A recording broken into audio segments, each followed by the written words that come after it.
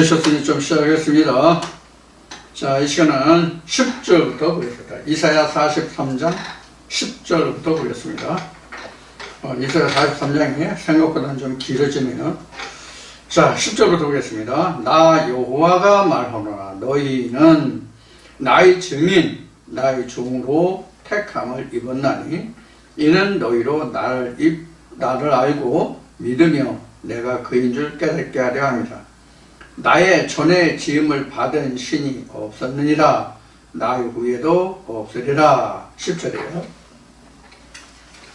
자, 여기서 우리가 지금 이 시간은 요한복음 1장을 좀 참고할 필요가 있겠는데, 요한복음 1장에 보면은 하나님의 말씀이 육신을 입었다라고 되어 있죠. 하나님의 말씀이 육신을 입었다라고 되어 있는데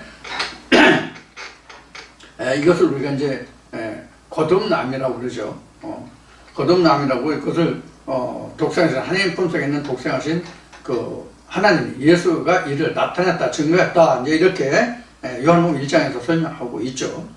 그 말씀을 여러분들이 염두에 두시고 지금 이사야 43장 10절 말씀을 보시면 쉽게 이해할 수가 있을 거예요. 여러분들 요한복음 앞에 이제 우리가 이미 공부했죠. 오래됐지만 이미 해가 지났지만 그래서 여기서 사실 증인이라는 거 보면은 앞에 이제 속량물로 줬다 또 지명하여 불렀다 해서 저 영적인 면을 부각시켜서 말씀을 드렸잖아요. 그런데 요한복음 4장에서 예수가 말했듯이 하나님은 영이시니 뼈와 살이 없다고 그랬죠. 그래서 신령과 진정한 예배를 이제 말씀하시죠. 자, 그와 같이 하나님은 말씀이 육신을 입어서 속량물이 된 그 속량물로 통해서 하나님을 증거하게 한단 말이에요. 그러니까 먼저 영적인 증인이 있고 그 다음에 육신적인 증인이 나오는 거예요. 육신적인 증인이 있고 영적인 증인이 나오는 것이 아니라 영적인 하나님의 창조물, 지명을 부른 그 존재물이 있어야 그 육신을 입어서 그 말씀이 육신을 입어서 육신을 통해서 하나님을 증거해야 된단 말이에요. 근데 순서가 겉이 아니라 속에서부터라는 것 뿐이죠. 자, 그것을 우리가 염두에 둔다면 나 여호와가 말하노라는 우리가 첫째로 보면 하나님이 나를 창조하실 때 하나님의 음성이 내게 들리기 시작한 그것을 우리가 여기서 말하는 나 여호와가 말한다 이렇게 할 수 있지만 이것을 내가 하나님 온전한 지명을 택하여 부른 구속자 즉 하나님께서 내 죄를 사하고 나를 구원해서 하나님의 속량물이 된 즉 하나님의 자녀가 된 지명하여 부른 하나님의 창조물이 된 그 다음에는 내 속사람이 나에 대해서 이 육신에 대해서 말할 때에 이 말이 똑같이 적용이 된단 말이에요. 자, 보자고요. 나 여호와가 말하는 내 속사람이 내게 말하는 거야, 내게. 영과 육이 말하는 거야. 내 속사람이 나 여호와가 말하는 너희는 나의 증인이다. 말씀이 육신을 입은 자는 내 증인이다. 나의 종으로 택함을 입었다. 그러니까 종이라는 것은 어느 주인에게 귀속됐다는 얘기잖아요. 내가 내 것이 아니라는 얘기잖아요. 그래서 전에는 하나님을 알지 못할 때는 내 마음에 의해서 이 육신이 종이 되는데 하나님 말씀에 대해서 내 육신이 움직이고 부려진다면 내 육신이 뭐의 종이 되는 거예요? 하나님의 종이 된 거잖아요. 내 속사람은 이미 창세전부터 계신 그 하나님으로부터 내 영은 주장함을 받고 그런 말씀을 해서 내가 지음을 받았으면 내 육신은 이제 내 마음에 의해서 지배를 당하는 게 아니라 하나님의 영의 말씀에 의해서 내 영혼이 통제를 당하고 지배를 당하잖아요. 그래서 양쪽 다 증인해요. 지금 하나님에 대해서는 영과 영이 다 하나님의 종이라고. 즉 하나님께 쓰임을 받는다는 뜻이에요. 세상에 쓰임을 받는 것이 아니라 하나님의 말씀에 의해서 쓰임을 받으니까 하나님의 종이라. 그래서 10절에서는 나의 증인이 이렇게 나의 종, 나의 종이라는 것은 우리가 세상적으로 말하는 슬레이브 종이잖아요. 그러니까 아무런 자유도 없고 구속당해서 그러니까 억울함을 받아서 통제를 받아서 자기는 아무런 자유가 없는 그러한 종이 아니라 하나님의 말씀으로만 움직여지는 그런 뜻의 종이란 말이에요. 그러니까 하나님의 종, 하나님의 부름을 받는 나의 종으로 택함을 받는, 그러니까 하나님의 증인이라는 얘기예요. 이번 난이 이는 너희로 나를 알고 믿으며 내가 그인 줄 깨닫게 하려면, 즉 하나님이 누군지를 깨닫게 하려는, 그러니까 알게 하는 거죠. 깨닫게 하려 아니라 나의 전에 지음을 받은 신이 없었느니라. 나의 전에 지음을 받은 신이 없었느니라. 나의 전이라는 것은 어떤 때냐면 어느 때가 나의 전이냐면 하나님이 계시던 나의 전이라는 뜻이라기보다는 내 안에 지어진 하나님의 말씀이 있기 전에 다른 말씀들을 들었잖아요. 우리가 성령이 교회들에게 하시는 말씀을 듣기 전에도 다른 말씀들을 들었잖아요. 그 전에도 그것을 깨닫지 못했고 지음을 받지 못했고 그때도 신이 없었다. 신이 없었다는 얘기는 뭐냐면 너를 이렇게 지은 그런 신이 없었다는 얘기예요. 즉 하나님과 같이 너를 온전하게 조성한 그런 신이 없었다는 얘기예요. 그리고 나 후에도 없으리라. 그러니까 하나님의 속량물 같이 하나님의 죄를 사고 내가 하나님의 구속받은 자가 하나님께 구속받은 자가 됐잖아요. 이렇게 제가 지명에 부르고 택한 자가 되면 이렇게 한 자가 이 말씀 전에도 없었고 이 말씀 후에도 없다는 얘기예요. 그러니까 이것은 뭐예요? 나 외에는 다른 신이 없다는 말과 똑같은 말이잖아요. 나 외에는 다른 신이 있다 없다 이야기와 같다란 말이에요. 그래서 여기서 말하는 10절에서 말하는 나의 전과 나의 후에도 그러한 일이 없다고 하는 것은 나 외에는 다른 신이 없다는 얘기예요. 너를 이렇게 지어서 하나님의 속량물로 구속물로 지어서 대성물로 주는 그런 신이 내 전에도 후에도 없다. 그래서 오로지 나만 신이다. 이런 얘기예요. 그러니까 우리가 신이라고 하는 얘기는 성경에서 신이라고 하는 얘기는 오로지 하나님이에요. 오로지 하나님이에요.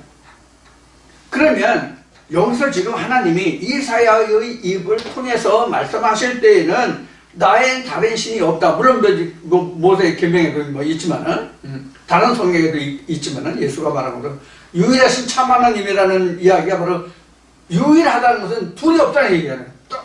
꼭 하나뿐이 없다는 얘기잖아요. 그런 말들이 많이 있지만 다시 우리가 에레미야 말씀 2장이나 그 말씀에 가면은 신이 많다고 되어 있다고. 신이 많다고. 그런데 그런 신은 내가 아니다라는 얘기예요. 여기서 10절에서 말하는 것은. 그 전에도 후에도 없다는 얘기는 그런 뜻이거든요.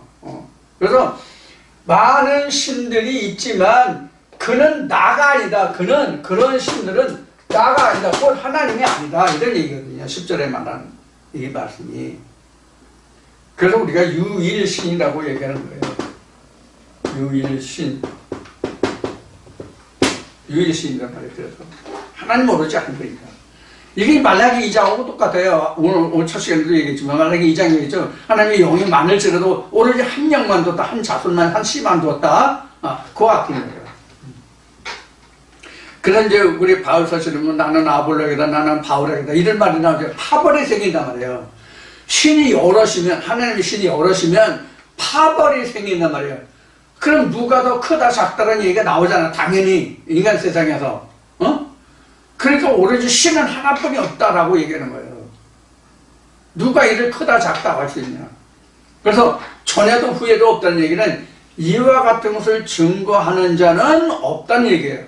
그래서 옛날 일을 장차될 일을 말하고 그것을 알게 하는 신이 나 외에 누구냐 하는 거예요.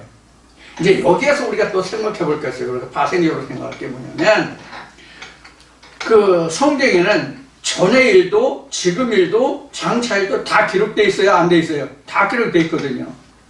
그래서 성경에서 표면적으로 기록한 이 말을 두고 전의 것도 얘기하고 지금 것도 얘기하고 장래도 얘기한단 말이에요. 그래서 과거, 현재, 미래를 다 얘기해요. 지금 현재 어디든지 다. 이사야 때는 신약이 없기 때문에 과거와 현재뿐이 없다고 하지만 과거와 현재뿐이 없다고 하지만 지금은 과거, 현재, 미래가 다 있단 말이에요. 성경 속에. 그러면 여기서 말한 것이 나 외에 다른 신 전에 얘기할 때 증거가 없다고 이게 기록하고 있지만 지금은 다 말하잖아요. 지금은 표면적으로 다 말하잖아요. 그러면은 그 실상에 들어가서 보면 그 실상 이면을 들어가서 보면 여러분들이 이 말씀을 들으시고 깨달으신 분은 이해하시겠지만 저들이 말하는 과거, 현재, 미래와 지금 하나님이 말씀하시는 과거, 현재, 미래가 같으냐 틀리냐를 우리가 놓고 비교해 볼 수 있어야 돼요. 그래야 뭐가 나와요? 현재가 나오고 현재가 있어야 장래가 보장되는 거예요. 장래가. 우리가 여기서 과거, 현재, 미래를 시제를 세 때를 놓고 보면 우리는 과거를 빌어서 현재를 보는 것이잖아요. 과거를 빌어서 현재를 보는 거예요. 그러면 과거를 빌어서 현재를 보는 것은 과거는 역사거든요. 과거는 역사란 말이에요. 현재 내가 있고 옛날에 나가 없잖아요. 그러니까 역사인 거예요. 장래도 시간, 현재라는 것이 이어져서 미래가 되잖아요. 그럼 장차 나라는 존재가 어떻게 될 것이냐 하는 것이거든요. 나라는 존재가 앞으로. 이게 결과잖아요. 결과. 그러면 우리가 지난날 신앙생활을 할 때 똑같은 하나님의 말씀이라고는 성경을 보고 우리가 설명을 듣는데 목사들이 그 입을 통해서 증거된 말씀을 듣는데 전에 듣던 말씀과 지금 듣는 여러분들이 듣는 이 말씀과 비교했을 때 장차가 나오냐 이거예요. 이걸 보라는 거예요. 이걸 여러분들이 따져봐야 된다고. 그래서 아무리 말씀을 듣고 이 말씀이 좋다 나쁘다 어떻다라고 말하고 평을 한다 할지라도 성경의 과거 현재 미래와 이 말씀을 통해서 현재 나의 과거와 현재와 미래를 점쳐볼 수 없다면 이거는 하나님의 신이 아닌 거예요. 아무리 성경을 말해도. 이것을 우리가 생각해야 된다고. 그래서 아무리 말씀을 들어도 변화가 없고 발전이 없는 사람은 그 사람은 아무리 말씀을 들어도 변화될 그 어떤 것이 없어요. 사람으로서는 그것에 대해서 미련을 가질 수 있지만 하나님은 이미 그 마음속에 없기 때문에 안 되는 거예요.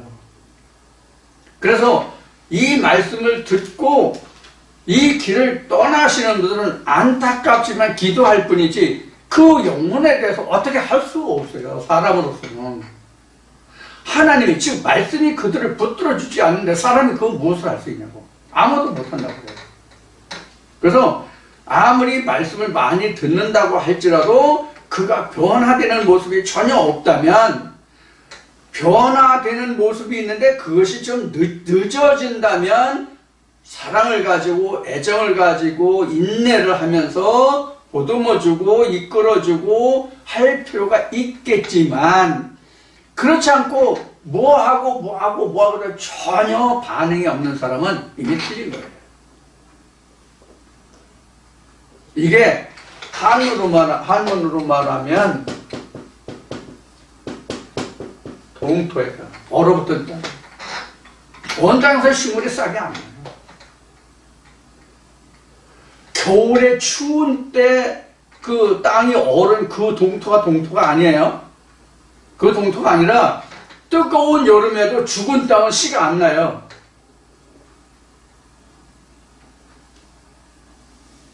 이게 동토예요.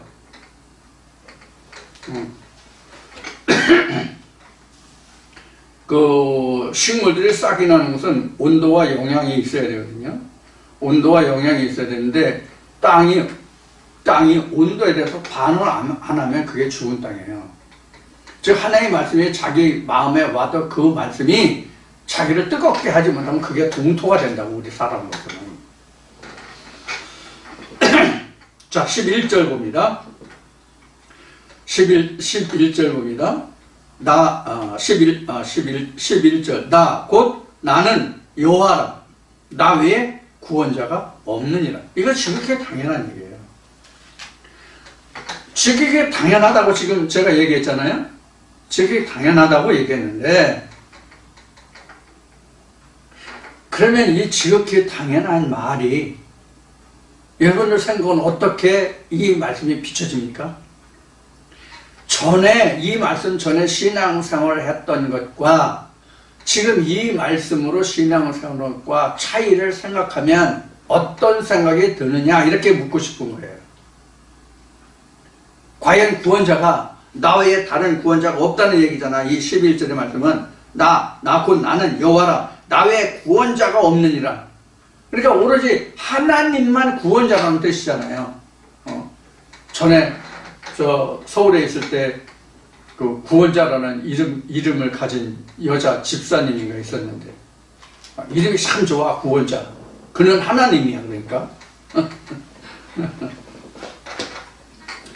자, 이렇게 우리가 구원자라는 말을 놓고 이 한 단어, 구원자라는 이 한 단어만 놓고 보면 구원이 없는 교회 있다, 없다? 없다. 그것도 자기 교회에 나온 사람들은 다 구원을 받았대. 다른 교회는 아닌데 우리 교회는 다 누구든지 다 구원을 받았대. 할렐루야다. 그래서 여러분들 이 교회에 나온 거에 그것이 축복을 받았다나 뭐 그런 목사들이 참 많았어요. 지금도 그런 목사님들 계신지 모르겠는데, 나는 이렇게 얘기하는 목사님들에게 용감하다고 말하고 싶고, 다른 말로 표현하면, 그 표현은 그만두겠습니다. 생략하겠습니다. 이런 얼토당토하는 얘기를 해요. 그럼 성경을 통해서 보자고요, 구원이. 이스라엘 백성들의 구원이 다 똑같이 이르렀어요? 선지자들이 너희들을 다 구원 얻었다고 얘기한 선지자들이 있어요? 에? 어떤 사람은 이런 말이 있죠? 어떤 사람은 구원을 얻어서 벌 받고, 두 사람이 길을 가는데, 맷돌을 가는데, 이런 얘기 있어요, 없어요? 있잖아요. 한 목자 아래서, 즉 예수 그리스도 안에서, 2000년 주인들 땅에서 예수 그리스도의 가르침을 받은 자들 중에서도 실족할 자가 있고 나를 펼 자가 있다고 예수가 얘기했잖아요. 그럼 자기는 예수보다 큰가?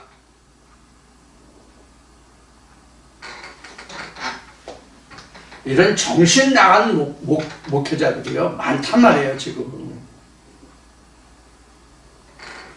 자기가 하나님의 사자로, 하나님의 대리자로, 말라크로, 멜레크로 역사한다고 할지라도 그 말씀으로 양육받는 자들이 다 구원 얻는다는 보장이 성경에 기록된 게 없다고. 근데 자기 교회에 나온 사람들 다 구원받았다고? 이런 미친 개 같은 소리를 하는 목사들이 얼마나 많은지 몰라요. 정말 이런 부분을 생각하면 열불나요.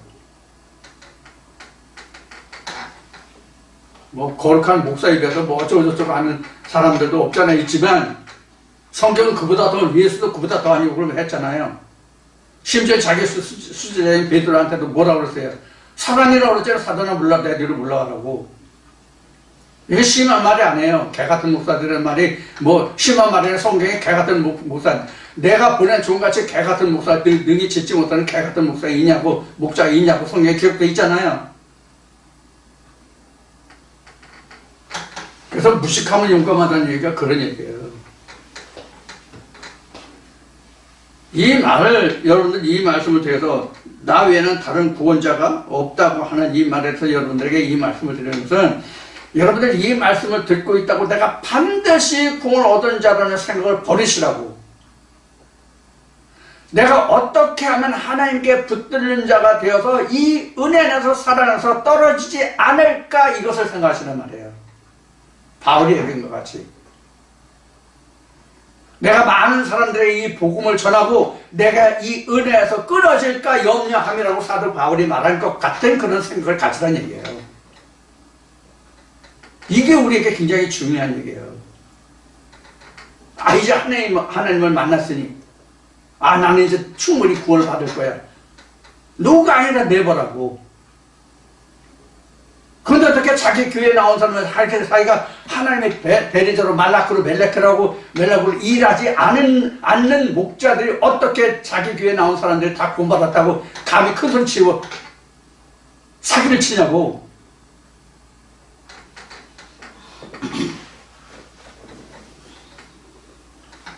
창조가 뭔지조차도 모르는 인간들이 무슨. 그러면 이제 11절 이제 구원자의 이 말씀을 이제 들었고요. 자, 무슨 뜻인지 이해하셨으리라고 보고 12절 갑니다. 내가 고하였으며 구원하였으며 보였고 너희 중에 다른 신이 없었나니 그러므로 너희는 나의 증인이요 나는 하나님이니라. 여호와의 말이다. 이렇게 되어 있어요. 이 보면은 봐요. 내가 고하였으니, 내가 고하였다는 하나님이 그렇게 말했다는 얘기예요. 내가 하나님이 고하였으니, 알렸으니, 고한다는 것은 알린다는 뜻이거든요. 무엇을 알렸어요? 하나님이 우리에게 무엇을 알렸나고. 내가 하나님이고, 그래서 내가 하나님에서 너를 모든 죄를 사하고, 내가 너를 구원하였고, 너를 내가 지명하여 불렀고, 내 모든 것을 내가 속량물로 주었고 이것을 내가 너에게 알게 했다는 뜻이란 말이에요.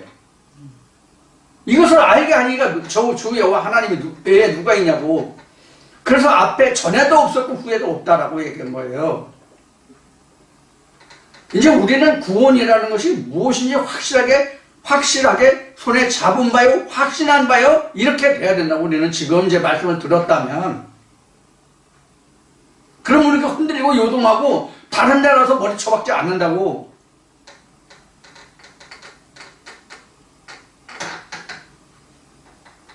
이제 이사야 뒤에 말씀에 뒤에 가면 50장 넘어가면 이제 나오겠지만은, 어찌 너희가 양식하는 것을 은을 달아주면 뭐하며, 이런 말씀이 나와요. 이것을 심하게 말하면 내게 양식을 주지 않는 내 신이 아닌 거기 가서 왜 대가리 쳐박고 주여 하고 거기에 예물 드리냐, 이런 얘기거든요. 알면 가라도 못 가지. 자기가 잡은 바에 확신을 하면.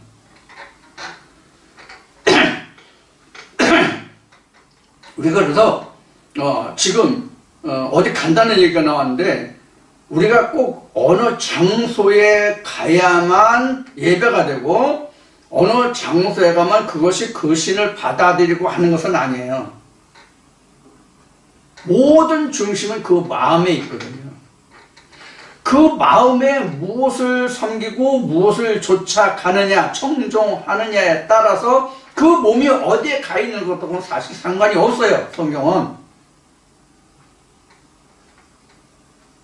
뭐에 관계 있다고 지금 말씀을 드렸어요? 그 마음이 중요하다고 얘기했죠, 지금요? 그 마음에 무엇을 심고 있느냐 하는 거예요. 무엇을 담고 있느냐 하는 거예요. 근데 다만 이게 있어요. 내가 모든 어떤 말씀을 들을지라도 그것을 해석, 분석, 구별해서 내가 이것을 옥석을 가려서 여호와의 것은 여호와에게, 가이사의 것은 가이사에게 이것을 분별하여 예물을 드릴 수 있는 지경이 되면 어디 가도 어느 독을 마셔도 내가 해봤지 않아. 그런데 그런 경우가 아니면 이런가 합니다 하면 그런 것 같고, 저런가 하면 저런 것 같고, 그런가 하면 그런가 합니다 하면 그런 것 같고 그렇다고. 특히 우리 인간이 가장 민감한 것이 뭐냐면 감정에 호소하는 거예요. 눈에 보이는 거예요. 그래서 예수도 많은 이적과 표적과 기사를 행했지만 그것들을 인해서 이스라엘 백성들을 책망했잖아요. 이 패악한 족속들이라고. 그래서 우리는 하나님의 말씀을 통해서 내 영혼이 부활하는지의 여부가 가장 중요한 거예요. 이게 예수가 말한 요나의 표적밖에 없다. 내가 너희들이 표적을 볼 수 있도록 원하는데 너희들에게 내가 보여줄 것은 요나의 표적뿐이 없다. 우리가 물고기 뱃속에서 나와야 되거든요. 어?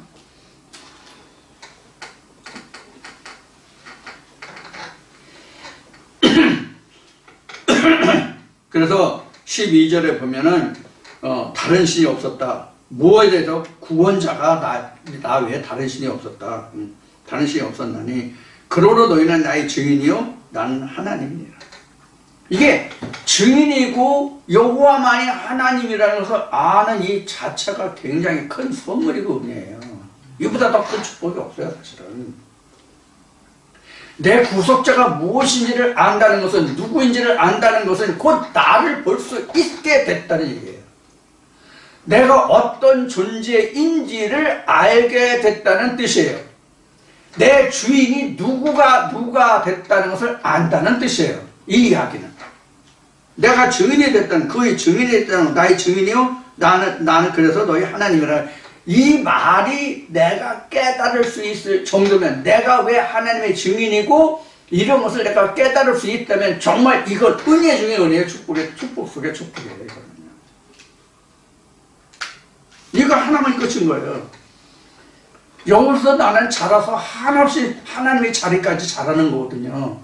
여기에서 시작해서 증인으로 시작해가지고. 그저께도 어제는 토요일이었죠. 어제는 토요일이었고 금요일날도 그 집에서 그 가전제품을 정리하고 있는데 뭐 여호와의 정인인지 원 나와의 정인인지가 두 할머니가 왔더라고. 이쁜 할머니 같으면 좀 들어오라고 했을 텐데 이쁜 할머니가 아니라서 그냥 보냈어요. 가전제품 정리해야 되고 바쁘니까. 이렇게 여호와의 증인으로 다니면서 뭐하고 하는 게 이게 지금 증인이 아니란 말이에요. 앞에도 얘기했듯이 증인이라는 것은 영과 육이 서로 상호 소통하는 것보다 더 큰 증인이 없어요. 무슨 뜻인지 이해하시겠어요? 즉 내가 하나님 앞에 산자가 되었다는 것보다 더 큰 증거가 없다고. 그것이 지금 12절에서 기록하고 있는 말씀이에요. 자, 그래서 우리는 이제 이 하나님의 구속물이 되고 지명하여 부른 자가 되고 이렇게 되면 우리는 하나님의 증인이에요. 그럼 하나님의 증인이라는 건 뭐냐면 하나님이 이렇게 해서 나를 이렇게 하나님의 사람으로 구원자로 생명 있는 자로 만들었다는 것이 증인이에요. 그럼 그게 곧 하나님에 대한 증거잖아요. 나에 대한 증거가 아니라 하나님에 대한 증거잖아요. 그게 하나님이 되는 거예요. 내 안에 살아 역사하시는 생명이 있을 때만 그 생명을 증거할 수 있는 거거든요. 그래서 내가 가장 큰 존재라고 거듭거듭 얘기하는 거예요. 자, 13절 넘어가겠습니다. 과연 태초부터 나는 그니 내 손에서 능히 건질 자가 없도다. 내가 행하리니 누가 막으리요? 여호와가 행하는데 누가 막으리요? 이런 얘기예요. 자, 여기서 이제 우리가 태초라는 말부터 좀 살펴보겠습니다. 이 태초가 굉장히 큰 말이거든요, 사실. 이 태초라는 말이 창세 때에도 이제 태초라는 말을 했지만은 다시 한번 정리를 한번 해봅시다. 복습하는 의미로 우리가 태초를 한번 정리해보자. 태초.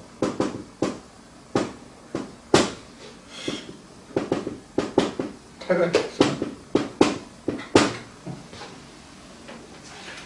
이 태라는 것은 뭐냐면 여자의 그 자궁을 얘기하는 것이거든요.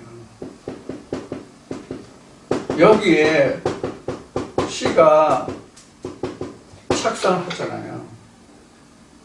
그러면 여자의 태에 내가 착상이 될 때 그때가 태초라고.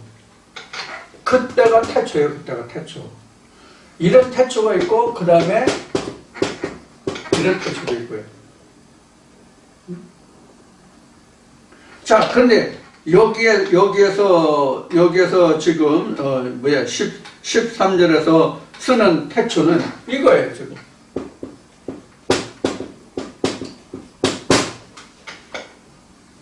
모든 일의 시작이거든요. 모든 일의 시작.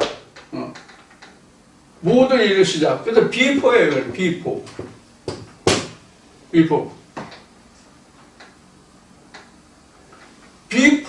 비포인데 비포라고 나왔기 때문에 시작은 태초지만은 해석은 이렇게 해볼 수 있어요. 이거는 모든 일의 시작의 근원이 태거든요. 이 태거든요. 요거는 내가 착상할 때, 태에 내가 착상할 때 그때가 태초고요. 요거는 그 일이 시작되기 전에 태초고요. 그 비포예요. 요런 것이 되기 전 이런 뜻이에요. 이게 이 태초는. 요런 착상이 되기 전 이런 뜻이에요. 이게 비포로 나왔으니까. 근데 이 태초라는 말이 사실은 영어에 비포를 있는 것이 아니라 비포도 대예요. 이게 태초예요. 어느 전이에요. 어느 날의 전, 어느 날 전. 즉 이렇게 되기 전이에요. 그러니까 요것을 다른 말로 표현하면 이 태초라는 말은 이런 얘기가 돼요.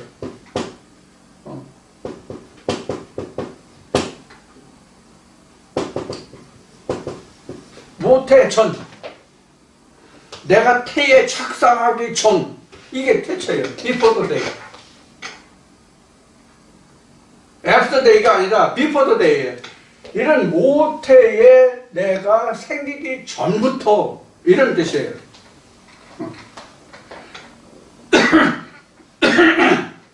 이런 뜻인데 이 태초라는 얘기는 지금 여기서 보시지 이러한 태초도 있고 이러한 태초도 있다.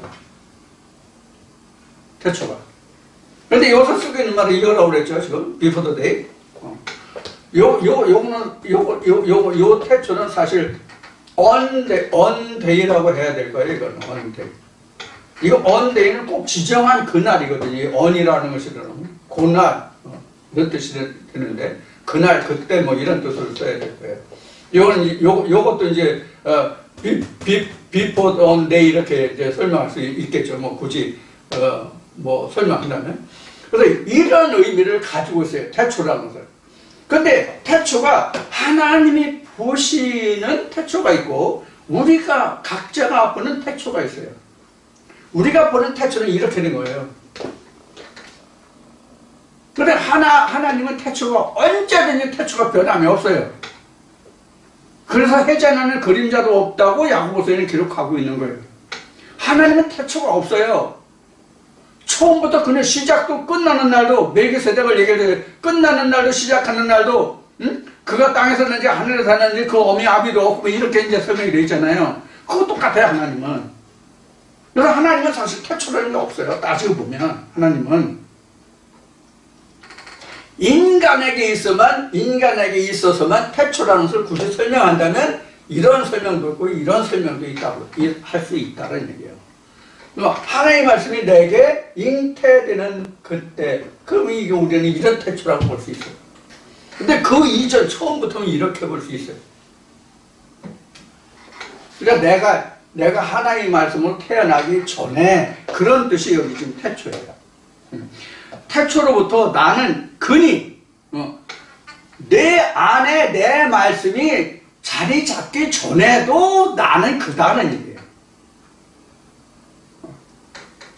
이것을 다시 우리가 비교해서 분석하면 오늘날 우리의 신앙 상태를 놓고 비교해서 말하자면 너희가 나라고 이런 말을 들었잖아. 근데 그때는 그 태초 때는 그가 나가 아니었어. 지금 내가 이렇게 됐을 때만 그 태초가 내가 돼. 이런 이야기로 설명할 수 있는 거예요. 그때 그 말을 들었던 것은 너에게 그런 태초를 한 신이 아니야. 요렇게 한 사람만이 신이야? 이런 뜻이거든요. 이제 이해하시겠어요? 그러니까 우리가 신이 아닌 자를 신이라고 했고 그를 숭배했고 그에게 예민했고 머리 조아렸고 좀 좋은 말려면 다가리 쳐박았지. 거기 가서 머리 조아려서 다가리 쳐박고 예물 드렸잖아요. 그 얘기를 지금 하고 있는 거예요. 지금 여기서. 그래서 지금 13절에서 보면 과연이라는 말이에요. 과연이라는 이 말 속에는 이미 모든 것들이 다 포함되어 과연 너 이러했다라고 얘기하는 거거든요.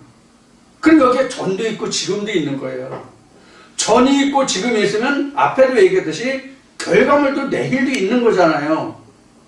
전이 없이 지금이 없고 지금이 없이 장래가 없는 거잖아요. 결국 없는 거잖아요. 그래서 여기서 과연이라는 뜻이 바로 그런 의미가 들어있다고요. 여기서 과연이라는 것이 이제 여러분들 그 성경 보다 보면 아라비아 숫자로 1, 2, 3, 4부터 이렇게 해서 이제부터라고 또는 그 설명이 되어 있을 거예요. 구현 설명이. 이제부터, 과연이라는 이제부터라는 것은 뭐가 전제됐어요? 이제부터는 전에 거가 전제돼서 지금부터라는 뜻이잖아요. 그래서 지금 그렇게 설명드는 것 같아. 그래서 태초로부터 나는 그니 내 손에서 능히 건질 자가 없도다.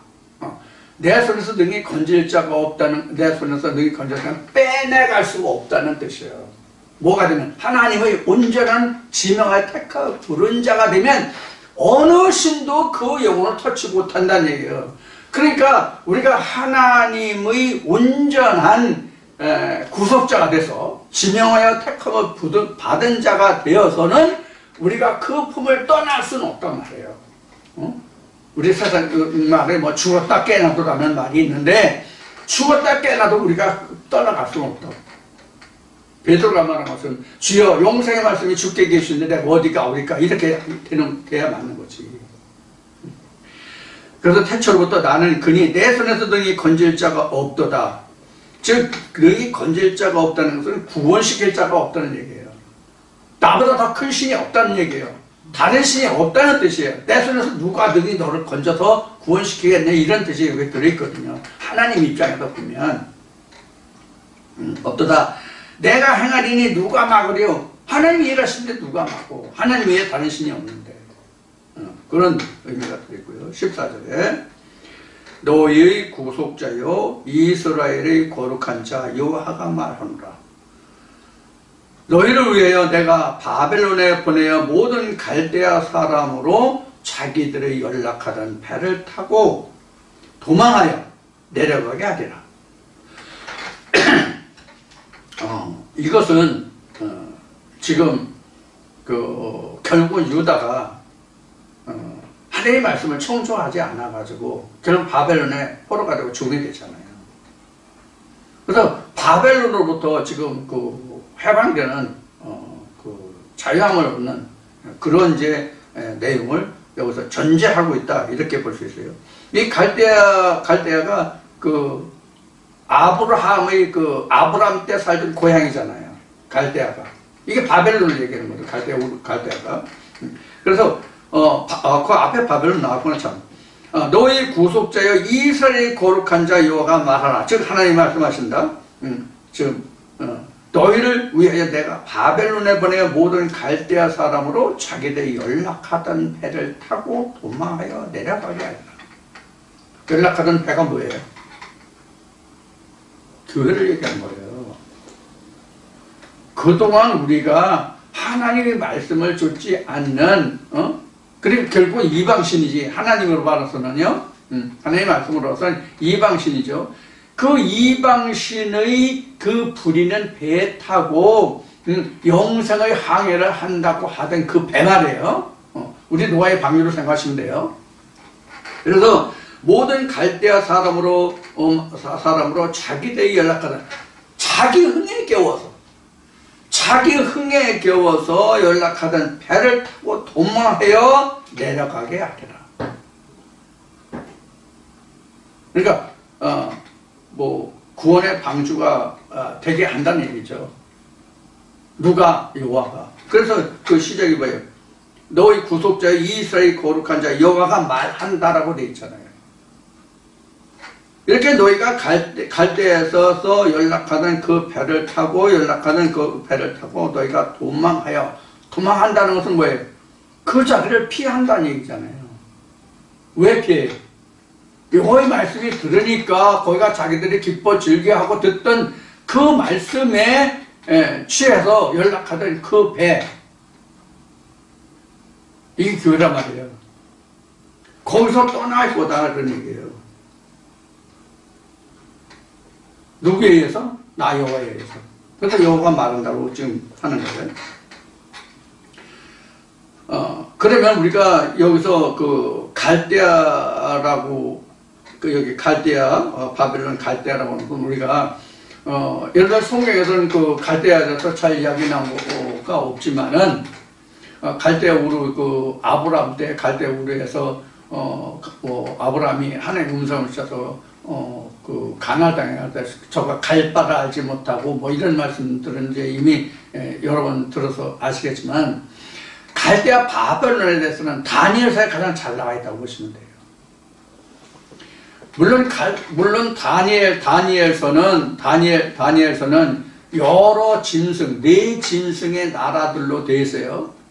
그것이 그래서 뭐 그 바벨론, 그리스, 메대와 바사, 이제 바사가 이제 그 우리 역사로는 페르시아죠.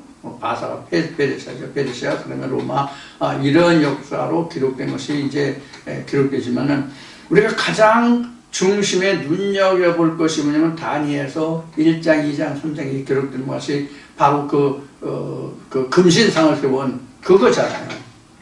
그 바벨론 왕이 꿈을 꾸잖아요. 내가 바벨론 왕이거든, 사실은 각자가. 그래서 자기가 뭐든지 다 하려고 하는 거야. 그래서 머리만 금이고 팔과 가슴은 은이고 이런 것을 전신을 다 금으로 만들었잖아요. 다니엘이 꿈 풀어준 게 뭐예요? 머리는 당신 바벨론 왕, 당신 느부갓네살 왕 당신입니다. 이렇게 이제 얘기를 하잖아요. 그 역사를 다 하고 싶은 거야. 영원히 바벨론이 영원하기를 원하는 거야. 세상에 영원한 게 없어요. 하나님만이 영원하신 거예요. 그러니까 바벨론 왕 느부갓네살이 지나친 욕심을 부린 거예요. 나의 당대에만 바벨론이 그 승승장구할 것이 아니라 바벨론이 영원하기를 바라는 의미가 전신을 금신상으로 만들었다는 얘기예요. 자기가 신이 돼서. 왜냐면 머리가 바벨론 왕 느부갓네살이라고 했으니까 전신을 다 금으로 하면 다 자기 시대 끝나도 그 다음 팔과 가슴의 시대, 그 다음에 배의 시대, 다리의 시대 다 자기가 하고 싶은 거예요, 바벨론이. 이런 욕심이거든요.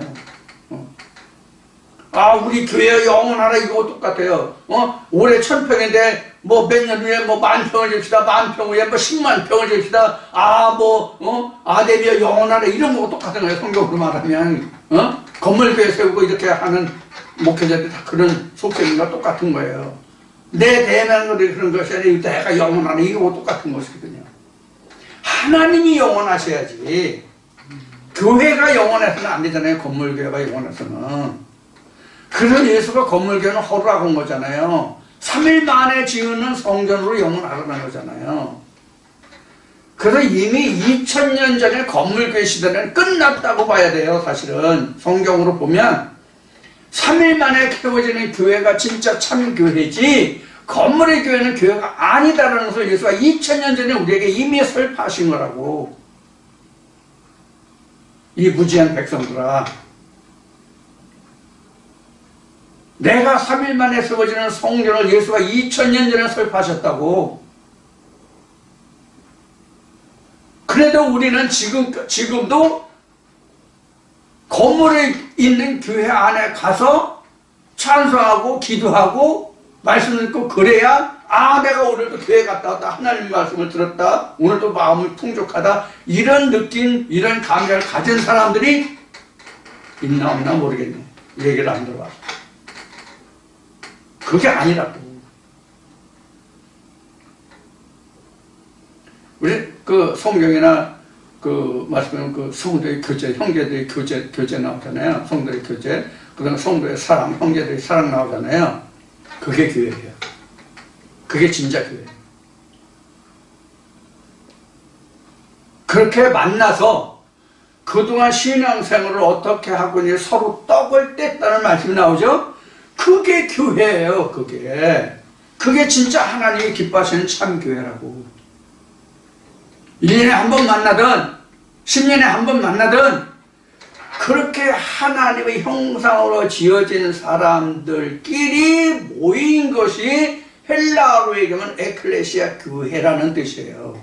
건물이 교회라는 뜻이 아니라 여기 이사야 43장으로 보면 지명하여 택함을 받고 부름을 받은 자들이 모여서 나는 하나님의 은혜를 이렇게 저렇게 받았고 이렇게 살아가고 이렇게 하는 모임이 교회라고. 이러한 교제는 자주 하면 할수록 좋아요.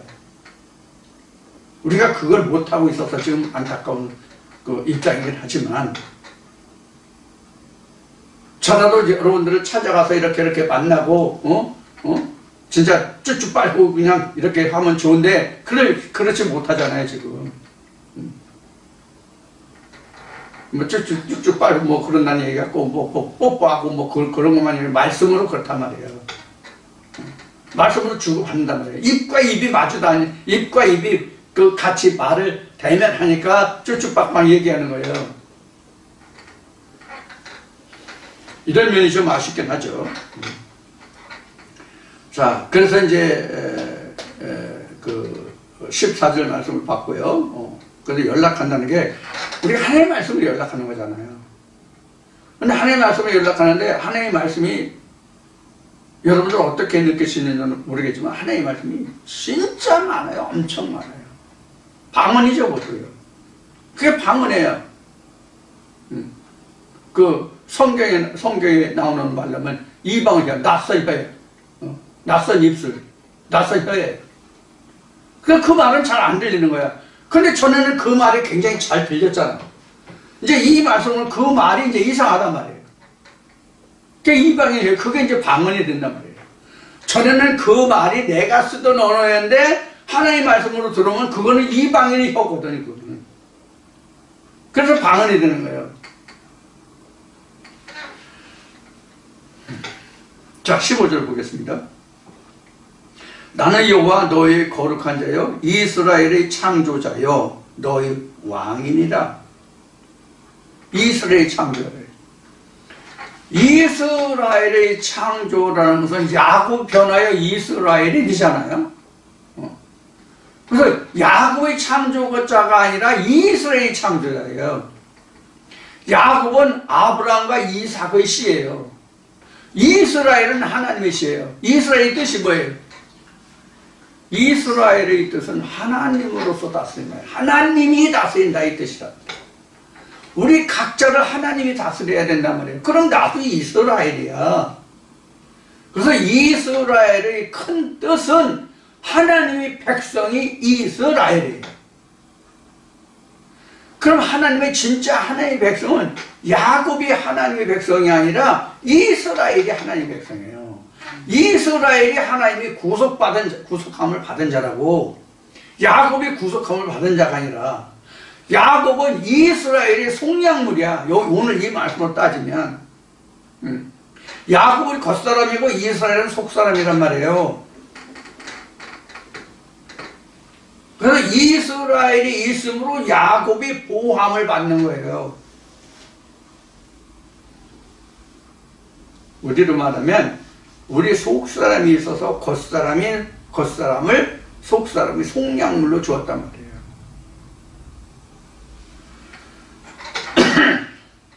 이것이 이제 15절의 말씀입니다. 그래서 창조자가 바로 이스라엘, 그리고 왕이죠. 그래서 나는 사실 나라가 둘이에요. 우리가 하나님의 말씀을 들으면 나라가 둘이라고.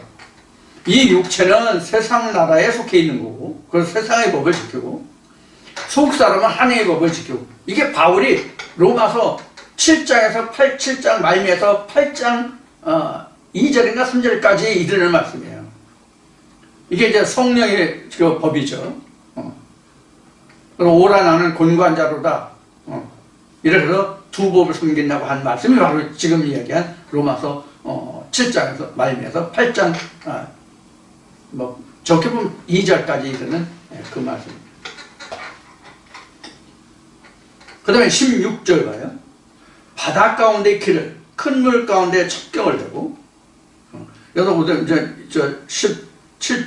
16절이 짧으니까 16절을 보자고요. 바다 가운데 길을 내고. 바다는 뭐예요? 물이죠. 그래서 이 바다는 우리가 지구촌으로는 5대양이 이제 바다죠. 그럼 바다만 있어요? 강도 있죠. 강만 있어요? 시내와 냇가도 있잖아요. 이렇게 물이 종류가 많아요. 자, 그럼 이 바다라는 것은 그럼 여기서 그 이스라엘 백성이 항상 바다에서 살았나요? 아니에요. 물론 이스라엘 나라가 그 지경으로 보면 지금도 그렇지만 바다를 끼고 있긴 해요. 이스라엘이라는 나라가.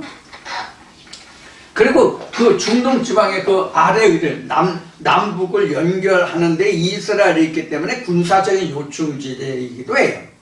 우리나라가 해양을 끼고 있어서 해양에서 육지로 올라가는, 육지에서 해양으로 나가는 길목이 되듯이 이스라엘이라는 나라는 대륙과 대륙이 뭉쳐서 엮어진 남북이 교통할 수 있는 교통 요충지가 그리고 바다를 끼기 때문에 이게 군사적인 요충지가 돼. 이제 그런 의미에서 여기 그 16절은 바다 가운데 길을 큰 물 가운데 첩경을 이제 이렇게 이제 설명할 수 있겠지만 그렇다고 이스라엘이 바다 가운데 물 가운데 있는 게 아니에요. 그런데 여기 지금 바다를 얘기했어요.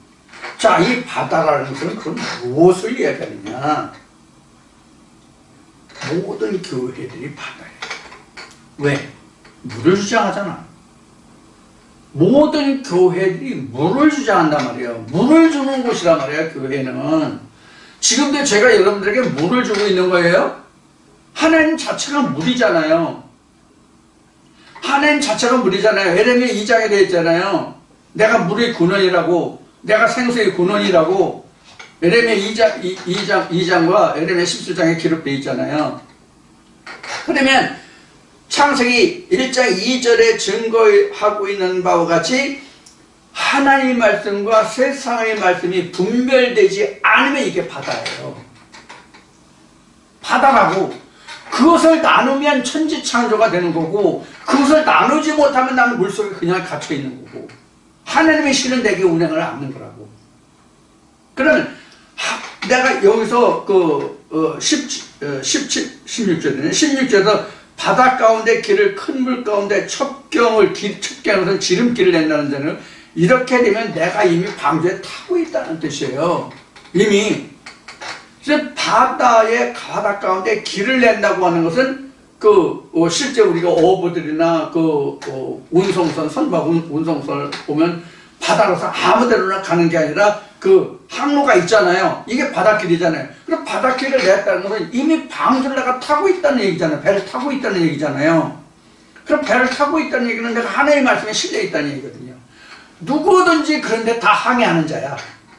신앙을 하는 자든 신앙을 않는 자든 다 항해하는 자들이에요. 따지고 보면.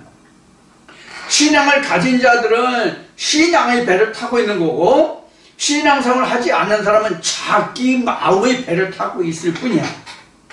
그럼 신앙생활을 하는 사람도 자기가 부르는 신의 배를 타고 있는 거거든. 근데 여기 이제 문제가 하나 있어요. 뭐가 이제 그 16절의 문제냐면 그 다음에 큰 물 가운데 뭐가 있어요? 첩경이라는 게 나와요. 이 첩경이라는 게 항로인데 항로 중에서 첩경이라는 것은 지름길이란 말이에요. 아주 빨리 갈 수 있는 지름길. 그게 누구란 얘기예요? 하나님이라는 얘기를 하는 거예요. 나다. 그 첩경은 나다. 바다 가운데 길도 나고 그 첩경도 나다. 이런 의미예요. 그래서 보면은 바다 가운데 길을 큰 물 가운데 첩경을 내고 병거와 말과 군대의 용사를 이끌어내어서 그들로 일시에 엎드러져 일지 못하고 소멸하기를 꺼져가는 등불 같게 한다 여호와가 말하노라. 이 말이 참 아리송해. 이 말이 참 말이 아리송해. 왜 아리송하냐? 앞에는 뭐라고 했어요? 바다 큰 물이라고 나왔잖아요. 바다 큰 물인데 거기에 무슨 병거가 있고 말이 있고 군대가 있고 용사들이 있어. 바다에 땅에 있어야지 이것들은. 틀리나? 틀려요? 이 지금 병거가 어디 다녀요? 병거가 바다에 다녀요? 자, 그럼 여기서 우리가 이렇게 바다와 땅과 이렇게 생각할 수가 있어요. 여기서는 앞에는 물 가운데 길을 낸다고 그랬으니까 이거는 바다, 물을 얘기하고, 여기 병거와 말과 군대의 용사들이 땅을 얘기하니까 물과 땅, 물과 땅. 자, 그럼 우리가 지금 현 시대에는 육해 공군이 다 있잖아요. 육해 공군이 다 있는데 이 시대에는 공군이 없었단 말이에요. 공군이. 육군과 해군이 있어도 공군은 없었거든. 그러니까 여기서는 이 둘뿐이 없어. 물과 땅 두 군, 네 군이 없어. 싸우는 게. 그래서 물이라는 것은 말씀을 놓고 얘기하는 거고, 이 땅이라고 해서 지금 여기 병거도 나오고 뭐 군대도 나왔잖아요. 이것은 뭐냐면 사람들의 움직임이에요. 하나는 논리적으로 움직이는 것이라면, 물이 논리적으로 움직이는 것이라면, 하나는 실제로 보이는 사람과 사람들이 부딪힌 움직임, 상태, 이런 것을 말한다고 생각하면 돼요. 그러면 여기서 지금 병거와 말과 군대와 용사들이 있는데, 이것은 바로 뭐냐면 물 가운데 큰 길과 첩경을 내는 그 말씀들이잖아요, 이게. 그러면 하나님의 말씀을 듣는 사람들만 물길을 내고 거기에 첩경을 낼까요? 아니에요. 모든 말씀과 모든 신학과 신학이 다 그들도 물을 내고 첩경을 낸다고, 거기서도. 그러면 어떤 물길이고 어떤 첩경이냐가 다른 거예요. 그럼 그것들로 인해서 뭉쳐진 무리가 있잖아요. 그 무리들이 병거와 군대와 이게 되는 거란 말이에요. 그러니까 앞에 것은 사상을 말하면 뒤에 것은 그 사상을 가지고 움직이는 무리들이라고. 물은 사상을 얘기하는 거고, 뒤에는 그 사상에 의해서 뭉쳐진 자들을 말하는 거예요. 자, 그래서 병거와 말과 군대의 용사들을 이끌어내어서 그들로 일시에 엎드려져 일지 못하게 하고, 일지 못하는 것은 일어나지 못하게 하고, 이런 뜻이에요. 일지 못하고 소멸하기를 꺼져가는 등불 같게 한 나 여호와가 말하노라. 이게 바로 구원자는 뜻이에요. 그러니까 방금 앞에서 얘기했듯이 다 자기네들도 물길을 내고 첩경을 내요. 그럼 그 물길을 내고 첩경을 내는데 뒤에 이어지는 말씀하시 그것들을 다 꺼져가는 불 같게 하고 엎드려가지고 소멸하게 하는 자가 누구냐? 이렇게 물어보시면 돼요. 이 말씀이죠. 나 여호와가 아니냐? 그래서 여기서 여호와가 말한다. 이렇게 지금 적고 있는 거예요. 17절에. 18절에 봅니다. 너희는 이전 일을 기억하지 말며 옛정 일을 생각하지 말라. 이게 앞에는 태초예요. 그 전의 일을 생각하지 마라. 그거 다 없는 것이다, 이제. 그거 내게 다 유용한 것이 아니다. 다 이제 무익한 것이다. 이런 얘기예요. 우리 지나온 그 신앙의 발자취를 한번 생각해 보세요. 이제 우리에게 유효한 게 뭐가 있습니까? 하나님 안에서. 사도 바울과 같이 옛날에 너희가 세상에 지혜 있다 유식한 자들이 내게 하나도 보탬이 되지 않았다고 하는 것과 같이, 우리가 이 하나님의 음성으로 들어오기 전에, 하나님의 음성으로 들어오기 전에 들었던 그 말씀들이 나의 영혼을 어떻게 할 수 있는가 여부를 여러분들 스스로 생각해 보시라고. 각자 깨달은 바 은혜 안에서, 각자 그 말씀에서 자기가 경험해 본 바에 의해서 자기의 입지와 처지를 생각해 보시라고. 그 전에 들었던 말씀이 나를 좌지우지할 수 있는지, 그런 의미가 들어있는 말씀이 바로 18절에 기록한 너희는 이전 일을 기억하지 말며 옛적 일을 생각하지 말라. 그거 다 무익한 것이다. 자, 19절 보세요. 보라, 내가 새 일을 행하리니 이제 나타날 것이라. 너희가 그것을 알지 못하겠느냐? 정령이 내가 광야의 길과 사막의 강을 내리니. 지금 19절에 기록한 보라, 내가 새 일을 행한다. 이렇게 되어 있잖아요. 그 새 일을 행하는 것이 뭐냐면, 광야의 사막의 강에 이게 길을 낸다는 거예요. 그럼 이게 뭐냐? 너가 전에 들었던 그 말씀은 첩경이라는 말이 앞에 나왔잖아요. 그런 길이 없었다. 그 길이 아니다. 없었다. 이 일을 내가 너에게 행하겠다. 이게 새 일이다 하는 거예요. 그래서 우리 찬송에 황무지가 장미꽃같이 피는 것을 볼 때, 사막에 물 흐를 때, 이런 찬송가 가사 있잖아요. 이게 다 이런 말씀에서, 이사야 이런 말씀에서, 이게 이제 이사야 앞에서부터 쭉 이런 말씀의 내용이 이런 찬송가를, 낳게 했다는 얘기를 이미 몇 번 했었죠? 그거 똑같은 거예요. 지금 여기서 19절에도. 그래서 새 일이라고 하는 것은 쉬운 얘기로 뭐냐면 야곱을 불러서 이스라엘이 되게 하잖아요. 야곱을 불러서 이 일을 시작하는데 앞에 42장에 가서 야곱을 나왔을 때 42장에서 야곱 나왔었죠. 42장에서도 야곱이 나왔나? 43장에서만 나왔나? 야곱이 이제 그동안 이제 여러 번 나왔었는데, 그래서 야곱 새 찬송인데 야곱에서 이스라엘에 대해야만 진짜 하나님께 드리는 찬송이 나오는 거거든요. 야곱은 육신일 때, 이스라엘은 똑같은 사람이지만 내가 하나님께 온전히 구속함을 받은 자가 이스라엘이잖아요. 그래서 우리도 지금 변하여 이스라엘이 돼야 되거든요. 그래서 여기서 말하는 새 일을 행한다는 얘기는 바로 뭐냐면 야곱이 이스라엘에 되는 것이 새 일이에요. 이 과정은 우리가 항상 전이 돼야 되거든요. 바꿔줘야 되거든요. 바꿔줘야 되거든요. 입장이. 이것을 우리가 새 일이라고 얘기하는 거예요. 그래서 앞에서 보면은 내가 이 새 일을 명하노니 내가 이것을 이르기 전에라도 내가 이 일을 이미 시작했다고 말씀하시는 게 바로 이런 거란 말이에요. 야곱 때에 하나님이 내게 말씀하시는 것이 무수히 많아요.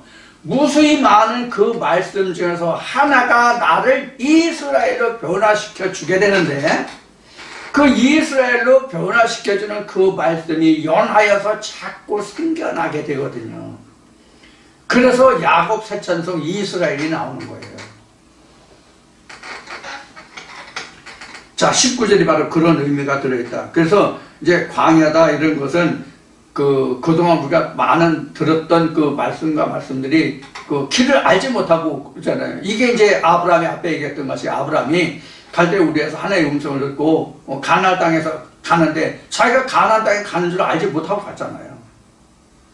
그러다가 가나안 땅에 가서 상수리 나무 밑에서 그가 장막을 쳤죠. 그 상수리 나무가 바로 말라카 하나님이에요. 든든한 자, 강한 자에 상수리 나무라는 뜻이 그런 의미가 들어있어요.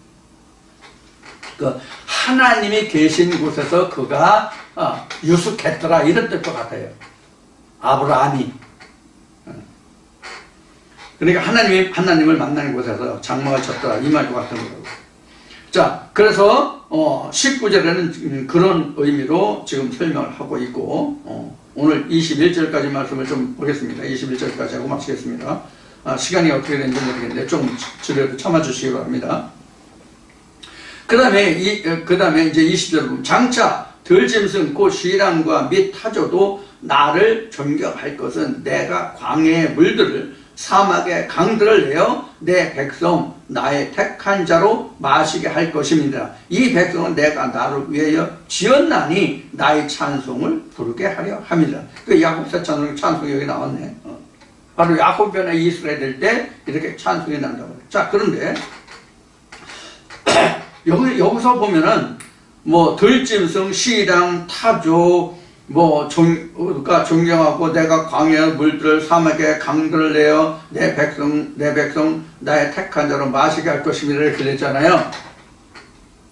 이건 이제 우리가 이스라엘 백성들이 이제 출애굽을 해서 그 광야에서 사람들과 그 목축들이 광야 40년 생활 동안에 어떻게 하나님이 이들을 양육하셨는가를 생각하면 표면적으로 딱 떠오르는 게 있어요. 그들이 항상 하나님이 이스라엘 백성들을 움직이게 하셨을 때 물샘이 있는 곳에 물이 있는 곳에 종려나무가 있고 물이 있는 곳에 그들을 진치게 하셨잖아요. 그 과정들을 우리가 생각하시면 돼요. 자, 우리도 그래서 지금 우리도 지금 출애굽을 해서 가나안 땅으로 지금 가고 있는 여정이잖아요. 지금 영적으로요. 그러면 항상 우리가 상관하는 말씀 중에 물이 있는 곳에, 즉 하나님의 생명스러운 곳에, 즉 말씀을 깨달아서 아하, 이게 이런 말씀에서 이런 말씀이 있네, 이런 뜻이네, 이게 나에게 생명이 있을 때 거기서 내가 진치는 자가 되는 거예요. 그럼 이게 사막에 물이 흐르는 거잖아요. 그러면 전에는 하나님이 기르는 양이 아니었더니 물을 그 말씀이 변해서 내가 생명수가 됐으면 그게 뭐예요? 양이 된 거거든요. 그럼 타주나 이런 것들이 하나님의 양이 됐다, 이렇게 보면 돼요. 우리는 현재 우리가 막 타주나 일이나 뭐 양, 뭐 그런 게 뭐 따로 있어요? 우리에게 없잖아요. 우리가 지금 저 이스라엘과 중동 지방에서 사막지대에 살아가지고 사막에서는 타주나 일이나 뭐 그런 거 얘기하는 것도 아니고 그 사람들은 그 지경에 사는 사람들이나 다른 자연 환경이 좋은데 사는 우리같이 자연 사계절이 풍성하고 사계절이 완전하고 그다음에 그 토양의 질이 좋아서 농사 짓기 경작하기 좋고 이런 땅에 사는 사람인가 하면 중국같이 토박한 그런 사막지대 비도 안 오고 농사 질 수 없는 땅에 사는 사람들이 있고 그러잖아요. 모두에게나 하나님의 말씀을 어떻게 적용해야 돼요? 똑같이 공통적으로 적용해야 되잖아요. 그러면 좋은 환경에 태어난 사람들은 그 말씀이 관계없고 나쁜 환경에 태어난 사람들은 그 말씀이 관계가 있고 이러면 하나님의 말씀이 공평성이 돼요? 천평적으로 돼요? 안 되잖아요. 그럼 이런 말씀을 만날 때 우리는 항상 무엇을 생각하느냐? 영적으로 생각하란 말이에요. 영적으로 생각하면 다 똑같다고. 영적으로 생각하면 자연환경이 누구에게나 똑같잖아요. 그런 의미에서 지금 20절, 21절에 기록한 말씀은 뭐 장차 들짐승, 시기랑 타조 뭐 이런 것들이 바로 변하여서 양이 되면 하나님께 드리는 뭐가 돼요? 제물, 희생제물이 됐잖아요. 응? 이게 영적 11조란 말이에요. 짐승을 드린다고 양을 드린다고 했으면 양이 그런 거란 말이에요. 지금은. 그래서 바울이 그랬잖아요. 내 몸을 하나님께 산 제물로 드려요. 영적 산 제물로. 그래서 그 말씀이 양해된 것은 하나님이 받으시는 11조고 내가 드리는 것은 가이사의 것으로 세상의 물질로 소제물로 드리는 거고 이런 얘기를 하자마자 좀 껄끄러운 생각이 들어서 이게 그런데 성경은 성경이니까 그것을 여기서 지금 말하고 있는 거예요. 그래서 여기 지금 그 앞에 몇 번 얘기했듯이 여기 나의 찬송을 부르게 할 것을 누구의 찬송이에요? 나의 찬송이에요. 각자 나의 찬송이 아니라 하나님이 말씀하시는 나의 찬송. 그래서 찬송은 성경에 어떻게 기록을 했어요? 산자의 것이다.